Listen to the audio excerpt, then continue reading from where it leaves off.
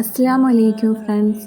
ഇന്നത്തെ വീഡിയോയിൽ രാവിലത്തെ കുറച്ച് മൊമെൻറ്റ്സും പിന്നെ എൻ്റെ കുറച്ച് കാര്യങ്ങളും എൻ്റെ ദുആ ബുക്കിലെ ഒരു ദുആയും കൂടെയാണ് ഷെയർ ചെയ്യുന്നത്. എല്ലാ ദിവസത്തെയും പോലെ ഇന്നത്തെ ദിവസവും ഞാൻ തഹജ്ജുദ് നിസ്കരിച്ചു കൊണ്ടാണ് തുടങ്ങുന്നത്.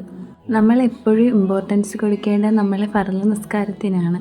ഫർള് നിസ്കാരങ്ങൾ നമ്മൾ കളാക്കി കളയാതെ കറക്റ്റായിട്ട് നിസ്കരിച്ചിട്ട് വേണം സുന്നത്ത് നിസ്കാരങ്ങൾക്ക് പ്രയോറിറ്റി കൊടുക്കാൻ. നമുക്ക് എല്ലാവർക്കും ഇടയ്ക്കൊക്കെ വരുന്ന ഒരു പ്രശ്നമായിരിക്കും നിസ്കരിക്കുന്നതിനിടയ്ക്ക് വേറെ ചിന്ത വരുന്നത്. അപ്പോൾ നമ്മൾ നിസ്കരിക്കുന്നതിന് മുമ്പ് എപ്പോഴും മനസ്സിലൊരു കാര്യം വിചാരിക്കണം, നമ്മളിപ്പോൾ നിസ്കരിക്കുന്ന നിസ്കാരം കറക്റ്റായിട്ട് നിസ്കരിച്ചാലേ നമുക്ക് സ്വർഗത്തിൽ പോകാൻ പറ്റൂ, ഇല്ലെങ്കിൽ നമ്മൾ നരകത്തിൽ വീഴുമെന്ന് മനസ്സിൽ വിചാരിക്കണം. പിന്നെ നമ്മൾ ഓരോ സുജൂദ് ചെയ്യുമ്പോഴും നമ്മൾ അള്ളാഹുവിൻ്റെ തൊട്ടടുത്ത് നിന്നാണ് സുജൂദ് ചെയ്യുന്നതെന്ന് മനസ്സിൽ വിചാരിക്കണം. നമ്മൾ എപ്പോഴും നിസ്കരിക്കുന്നത് അള്ളാഹുവിൻ്റെ അടുത്ത് സംസാരിക്കാൻ വേണ്ടിയിട്ടുള്ള ഒരു സമയമായിട്ട് കാണണം. അള്ളാഹുവിനെ പേടിക്കുന്ന കണക്ക് തന്നെ അള്ളാഹുവിനെ നമ്മൾ സ്നേഹിക്കുകയും കൂടെ വേണം. നമുക്ക് അള്ളാഹുവിൻ്റെ അടുത്ത് സ്നേഹമുണ്ടെങ്കിൽ നമ്മൾ ഓരോ തെറ്റുകളൊക്കെ ചെയ്യുമ്പോൾ നമുക്ക് ശിക്ഷ കിട്ടുമോ എന്ന പേടിയെക്കാട്ടി നമ്മളെ മനസ്സിൽ വരുന്നത് അള്ളാഹു നമ്മളെ വെറുക്കുമോ എന്ന് ഓർത്തുള്ള വിഷമമായിരിക്കും. സൂറത്തുൽ ബഖറയുടെ 257 ആയത്തിലെ വാക്കുകളാണ് അല്ലാഹു വലിയുല്ലദീന ആമനു. വിശ്വസിക്കുന്നവന് അള്ളാഹു വലിയാണ്. വലി എന്ന അറബിക് വാക്കിൻ്റെ അർത്ഥം രക്ഷകൻ, സഹായിക്കുന്നവൻ, കൂട്ടുകാരൻ, അധികാരമുള്ളവൻ എന്നൊക്കെയാണ്. അള്ളാഹു തന്നെ പറയുന്നുണ്ട് നമ്മുടെ സുഹൃത്താണ് അള്ളാഹു എന്ന്. അതുകൊണ്ട് നമ്മൾ അള്ളാഹുവിനെ ഒരു സുഹൃത്തായി കാണണം. നമ്മൾ ചെയ്യുന്ന തെറ്റുകൾ അള്ളാഹുവിൻ്റെ അടുത്ത് പറയണം. അള്ളാഹുവിനറിയാം നമ്മൾ തെറ്റുകൾ ചെയ്യുമെന്ന്. ഇല്ലെങ്കിൽ അള്ളാഹു പശ്ചാത്തപിക്കൂ എന്ന വാക്ക് ഖുർആനിൽ പറയത്തില്ലായിരുന്നു. അതുകൊണ്ട് തന്നെ നമ്മൾ ചെയ്ത തെറ്റുകൾ അള്ളാഹുവിൻ്റെ അടുത്ത് പറഞ്ഞ് അള്ളാഹുവെ ഇനി ആവർത്തിക്കില്ല എന്ന് പറഞ്ഞ് പശ്ചാത്തപിക്കണം. പശ്ചാത്തപിച്ചാൽ അള്ളാഹു നമ്മൾ ചെയ്തു പോയ എല്ലാ തെറ്റുകളും പുറത്തു തരും. നമ്മളെ വിഷമങ്ങൾ അള്ളാഹുവിൻ്റെ അടുത്ത് പറയണം, നമ്മുടെ സന്തോഷങ്ങൾ അള്ളാഹുവിൻ്റെ അടുത്ത് പറയണം. എല്ലാ ദിവസവും ഒരു നിസ്കാരത്തിന് ശേഷമെങ്കിലും നമ്മൾ അള്ളാഹുവിനോട് സംസാരിക്കാൻ വേണ്ടി സമയം കണ്ടെത്തണം. ഏറ്റവും കൂടുതൽ നമ്മൾ സ്നേഹിക്കുന്നതും ഏറ്റവും കൂടുതൽ നമ്മൾ ചെയ്തു പോയ തെറ്റുകളെ ക്ഷമിക്കുന്നതും അള്ളാഹു മാത്രമാണ്. വഹിയൊക്കെ നിസ്കരിച്ചതിന് ശേഷം ഞാൻ പിന്നെ ഖുർആൻ ഓതി.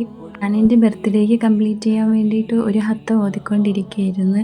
പക്ഷേ അത് പെട്ടെന്ന് തീർന്നു. ഇപ്പോൾ വീട്ടിൽ തന്നെ ഉള്ളതുകൊണ്ട് പെട്ടെന്ന് ഓതി തീർന്നു.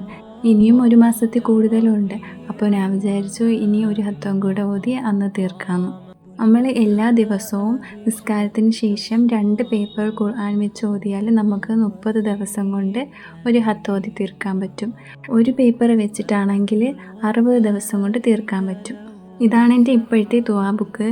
പക്ഷേ പണ്ട് എനിക്ക് വേറൊരു ദുആ ബുക്ക് ഉണ്ടായിരുന്നു. അതായിരുന്നു ഞാൻ ഇതുവരെയും ഉപയോഗിച്ചുകൊണ്ടിരുന്നത്. പക്ഷേ ഈ വീട്ടിൽ വരുന്ന സമയത്ത് അത് മിസ്സായിപ്പോയി.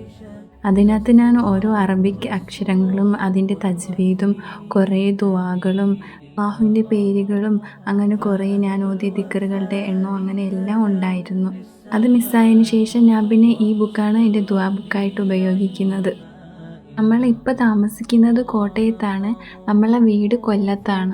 എൻ്റെ ഇത്ത PG ചെയ്യുന്നത് കോട്ടയത്താണ്. ഇത്താക്കൊരു കുഞ്ഞു മോളുണ്ട്.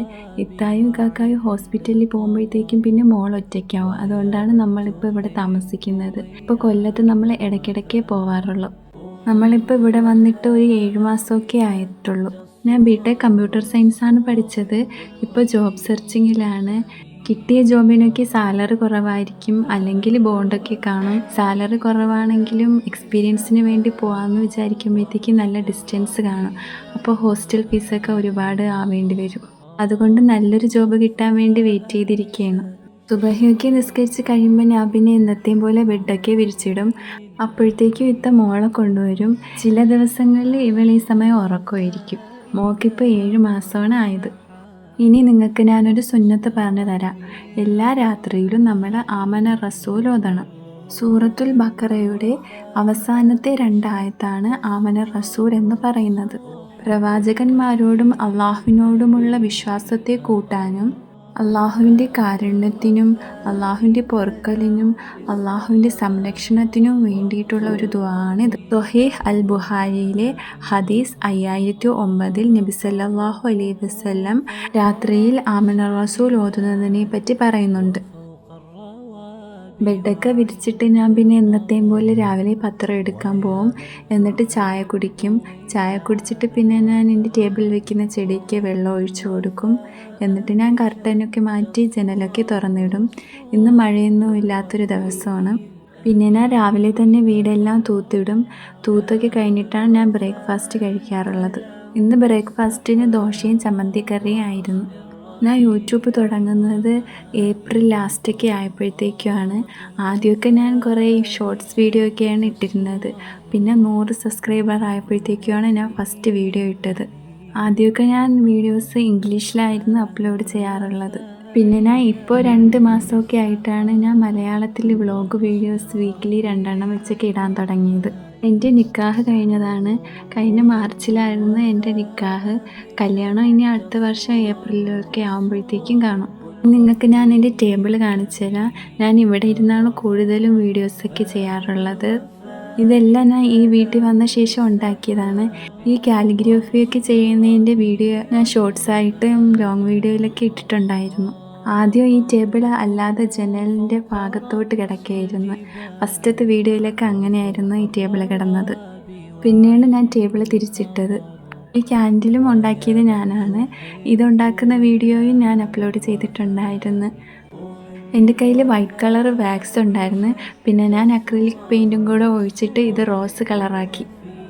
പിന്നെ ഈ കുഞ്ഞു ക്യാൻഡിലാണ് ഞാൻ ഫസ്റ്റ് ഉണ്ടാക്കിയത്. ഇത് വൈറ്റ് കളറിലായിരുന്നു. പിന്നെ ഇതിൻ്റെ വാക്സ് തീർന്നപ്പോഴത്തേക്കും പിന്നെ രണ്ടാമത് ഒഴിച്ചപ്പോൾ ഞാൻ കളറും കൂടെ ആഡ് ചെയ്തിട്ട് ഒഴിച്ചു. ഈ കഅബയുടെ പെയിൻറ്റിങ് ഞാൻ ചെയ്തതാണ്. ഇതൊരു കേക്കിൻ്റെ ബോർഡായിരുന്നു. ഇത് ചെയ്യുന്ന വീഡിയോയും ഞാൻ അപ്ലോഡ് ചെയ്തിട്ടുണ്ട്. ഇതൊരു ടോണിക്കിൻ്റെ ബോട്ടിലായിരുന്നു. അതിൽ ഞാൻ ചണത്തിൻ്റെ നൂല് ചുറ്റിയിട്ട് പെയിൻ്റ് അടിച്ച് വെച്ചിട്ടാണ് ഇങ്ങനെ ആക്കിയത്. ആ പ്ലാന്റും പെൻ ഹോൾഡറും ആ കുഞ്ഞ് ജെറിയുടെ ബോട്ടിലൊക്കെ ഞാൻ ചെയ്തതാണ്. ഇത് ഞാൻ ചെയ്ത പ്രയർ ട്രാക്കറാണ്. പിൻട്രസ്റ്റിൽ നിന്ന് നോക്കിയിട്ടാണ് ഞാൻ ചെയ്തത്. കാണാൻ നല്ല ഭംഗിയുള്ളതാണ്. നിസ്കരിക്കാൻ മടിയൊക്കെ ഉള്ളവർക്ക് ഇത് ടേബിളിൽ ഇരുന്ന് നിസ്കരിക്കാനൊരു മോട്ടിവേഷൻ കിട്ടും.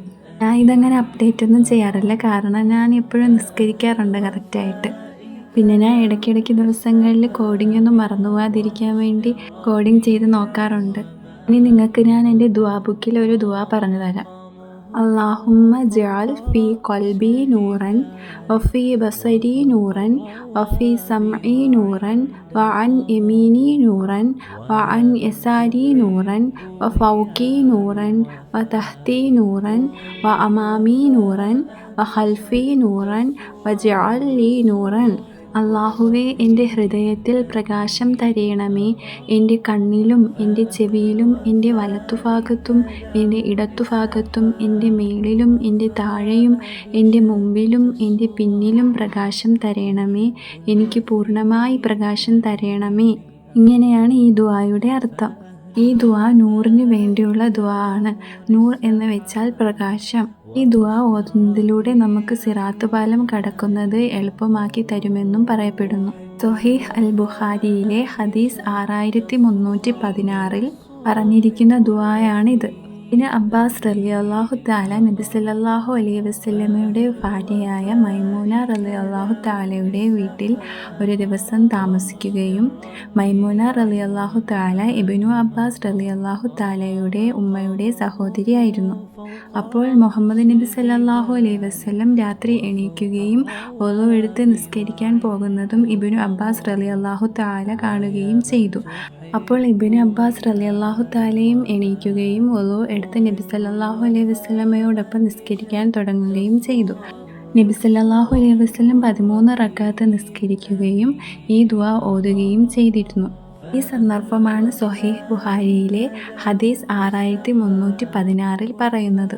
ഇന്നത്തെ വീഡിയോയിൽ ഞാൻ 2 ഹദീസിനെ പറ്റിയും സൂറത്തുൽ ബഖറയിലെ 257 ആയത്തിലെ കുറച്ച് വാക്കിനെ പറ്റിയും ഞാൻ പറയുന്നുണ്ട്. ഹദീസ് നമ്പരൊക്കെ വെച്ച് നിങ്ങളും ആ ഹദീസൊക്കെ നോക്കിയാൽ നിങ്ങൾക്കും ആ ഹദീസ് കാണാൻ പറ്റും. ഇസ്ലാമിനെ കുറിച്ച് നമുക്ക് പുതിയതായി എന്തെങ്കിലും അറിവ് ലഭിക്കുമ്പോൾ നമ്മളത് സ്വയമേ മനസ്സിലാക്കാൻ ശ്രമിക്കണം. രാവിലത്തെ ജോലിയെല്ലാം കഴിഞ്ഞപ്പോഴത്തേക്ക് ഞാൻ പിന്നെ കുളിച്ചിട്ട് ലൊഹറൊക്കെ നിസ്കരിച്ചിട്ട് ഖുർആൻ ഓതാൻ എടുത്തു. ഇന്ന് മഗ്‌രിബിന് ഞാൻ ഓതിക്കൊണ്ടിരിക്കുന്ന ഹത്തം തീരും. ഞാൻ ഒരു ഹത്തം തീരുമ്പോൾ തന്നെ അടുത്ത ഹത്തം ഓതാനുള്ളത് തുടങ്ങി വയ്ക്കും. ദുആയൊക്കെ ഓതി കഴിഞ്ഞിട്ട് ഞാൻ പിന്നെ എൻ്റെ ദുആ ബുക്കിൽ എനിക്ക് കാണാതെ അറിയാത്ത ദുആകളൊക്കെ ഉള്ളത് ഞാൻ ഓതി. അപ്പോഴത്തേക്കും ചോറ് കഴിക്കാൻ സമയമായിരുന്നു. അങ്ങനെ ചോറ് കഴിക്കാനിരുന്നു. ഇന്ന് ചോറിന് പൊരിച്ച മീനും മീൻകറിയും ബീട്രൂട്ട് തോരനും ആയിരുന്നു ഉള്ളത്. രാവിലെ തൊട്ട് ഉച്ചവരെയുള്ള കാര്യങ്ങളാണ് ഇന്നത്തെ വീഡിയോയിൽ കാണിച്ചത്. ഇന്നത്തെ വീഡിയോ ഇത്രയേ ഉള്ളൂ. Thank you for watching. അടുത്ത വീഡിയോ ഞാൻ ചൊവ്വാഴ്ച ഇടാം.